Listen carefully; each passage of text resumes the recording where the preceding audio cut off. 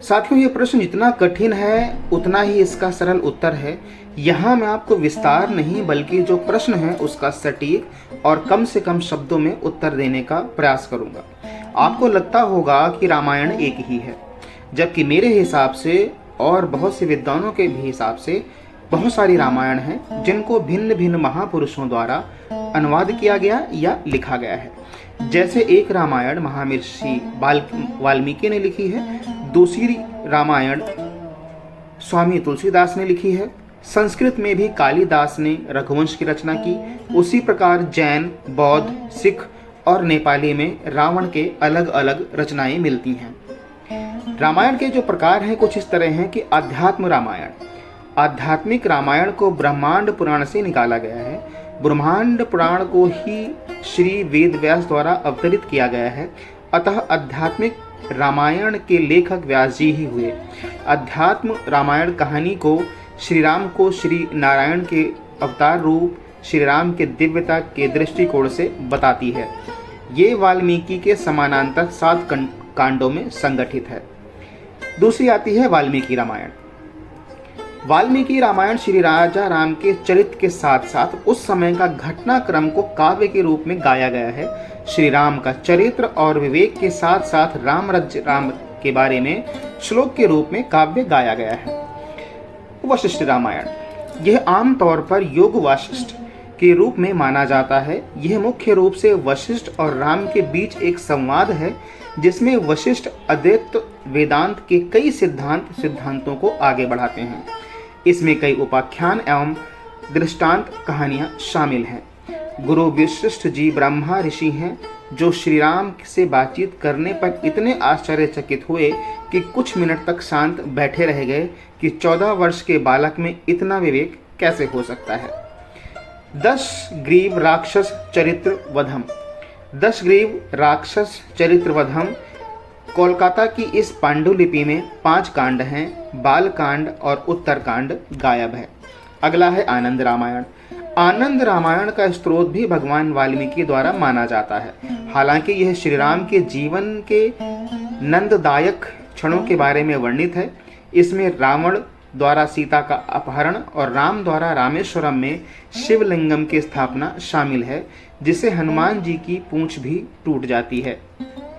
अगस्त्य रामायण। अगस्त्य रामायण का उद्गम श्री अगस्त्य मुनि के द्वारा माना जाता है। अद्भुत रामायण।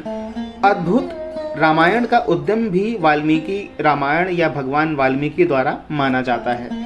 इसमें माता सीता का विस्तार से वर्णन है कि कैसे माता सीता ने काली माँ का रूप धारण करके दशानन रावण के भाई सहस्त्रानन रावण का वध किया था। रामायण की कहानी को अन्य संस्कृत ग्रंथों में भी वर्णित किया गया है, जिनमें शामिल है महाभारत, विष्णु पुराण के साथ साथ अग्नि पुराण में भी मिलती है। अब प्रश्न आता है कि रामायण सबसे पहले किसने लिखी। ये बात वैसे तो भारत के 99% लोग जानते हैं कि रामायण महर्षि वाल्मीकि ने सबसे पहले लिखी। तो आइए जानते हैं कि कौन है महर्षि वाल्मीकि। पहले महर्षि वाल्मीकि को प्राचीन वैदिक काल के महान ऋषियों की श्रेणी में प्रमुख स्थान प्राप्त है। वो संस्कृत भाषा के आदि कवि और सत्य सनातन धर्म के आदि काव्य रामायण के रचयिता के रूप में प्रसिद्ध हैं। महर्षि कश्यप और अदिति के नवम पुत्र वरुण से इनका जन्म हुआ है। इनकी माता चर्षणी और भाई भृगु थे। वरुण का एक नाम प्रचेत भी है, इसलिए उन्हें प्रचेत नाम से उल्लेखित किया जाता है। उपनिषद के विवरण के अनुसार भी अपने भाई भृगु की भांति परम ज्ञानी थे। अब थोड़ा सा जो महर्षि वाल्मीकि हैं उनका जीवन चरित्र जान लेते हैं। एक पौराणिक कथा के अनुसार महर्षि बनने से पहले पूर्व वाल्मीकि रत्नाकर के नाम से जाने जाते थे तथा परिवार के पालन हेतु लोगों को लूटा करते थे। एक बार उन्हें निर्जन वन में नारद मुनि मिले तो रत्नाकर ने उन्हें लूटने का प्रयास किया। तब नारद जी ने रत्नाकर से पूछा कि तुम यह नीच कार्य किस लिए करते हो। इस पर रत्नाकर ने जवाब दिया कि अपने परिवार को पालने के लिए। इस पर नारद ने प्रश्न किया कि तुम जो भी अपराध करते हो, जिस परिवार के पालन के लिए तुम इतने अपराध करते हो, क्या वो तुम्हारे पापों का भागीदार बनने को तैयार होगा। इस प्रश्न का उत्तर जानने के लिए रत्नाकर नारद को पेड़ से बांधकर अपने घर गए। वहां जाकर उन्होंने बारी बारी से पत्नी, माता, पिता आदि से पूछा कि क्या तुम मेरे पाप में भागीदार बनोगे। यह जानकर सब स्तब्ध रह गए कि परिवार का कोई भी व्यक्ति उनके पाप का भागीदार बनने को तैयार नहीं है। लौटकर उन्होंने नारद के चरण पकड़ लिए। तब नारद मुनि ने कहा कि हे रत्नाकर, यदि तुम्हारे परिवार वाले इस कार्य में तुम्हारे भागीदार नहीं बनना चाहते तो फिर क्यों उनके लिए पाप करते हो। इस तरह नारद जी ने उन्हें सत्य के ज्ञान से परिचित करवाया और उन्हें राम नाम के जप का उपदेश भी दिया, परंतु वो राम नाम का उच्चारण नहीं कर पाते थे। तब नारद जी ने विचार करके उनसे मरा मरा जपने के लिए कहा और मरा रटते रटते यही राम हो गया। और निरंतर जप करते करते ध्यान में बैठे हुए वरुणपुत्र के शरीर को दीमकों ने अपना घर बनाकर ढक लिया था। साधना पूरी करके जब वो दीमकों के घर से बाहर निकले तो लोग उन्हें वाल्मीकि कहने लगे और वो ऋषि वाल्मीकि बन गए। अब बात आती है कि महर्षि वाल्मीकि ने रामायण महाकाव्य का पहला श्लोक कैसे लिखा होगा। एक बार महर्षि वाल्मीकि नदी के किनारे क्रौंच पक्षी के जोड़े को निहार रहे थे। वो जोड़ा प्रेमालाप में लीन था। तभी एक व्याध ने क्रौंच पक्षी के जोड़े में से एक को मार दिया। नर पक्षी की मृत्यु के से व्यथित मादा पक्षी विलाप करने लगी। उसके इस विलाप को सुनकर वाल्मीकि के मुख से अनायास ही निकला, मां निषाद प्रतिष्ठाम तम गमः श्वसति समः यत् क्रौंच मिथुना देकम अवधि काम मोहितम नामक श्लोक फूट पड़ा और यही महाकाव्य रामायण का आधार बना। महर्षि वाल्मीकि द्वारा रचित पावन ग्रंथ रामायण में प्रेम, त्याग, तप व यश की भावनाओं को महत्व दिया गया है। वाल्मीकि जी ने रामायण की रचना करके हर किसी को सद्मार्ग पर चलने की राह दिखाई। अब बात आती है कि सर्वप्रथम रामायण किसने सुनी और रामायण को किसने सुनाया। क्या नारद ऋषि ने सबसे पहले रामायण वाल्मीकि को सुनाई। जैसा कि आप जानते हैं, इस दुनिया का सारा ज्ञान शिव जी के मुख से सुनाया गया है, जो कि उन्होंने माता सती और पार्वती को सुनाया है। तो सबसे पहले श्री रामायण का वर्णन शिव जी ने माता पार्वती से किया है और उसे भी काकभुषुंडी अर्थात एक कौवे द्वारा सुनाया गया था। उसके बाद श्री नारद ने श्री काकभुषुंडी से सुना और श्री नारद ने रामायण कथा को वाल्मीकि को सुनाई, जिसे सुनकर उनका हृदय परिवर्तन हुआ और उस रामायण कथा को काव्य में महर्षि वाल्मीकि ने लिखा। कहते हैं, जब सीता जी अपने पुत्रों के साथ उनके आश्रम में रहती थीं तो उन्हें पहले से ही होने वाली घटनाओं के बारे में पता होता था।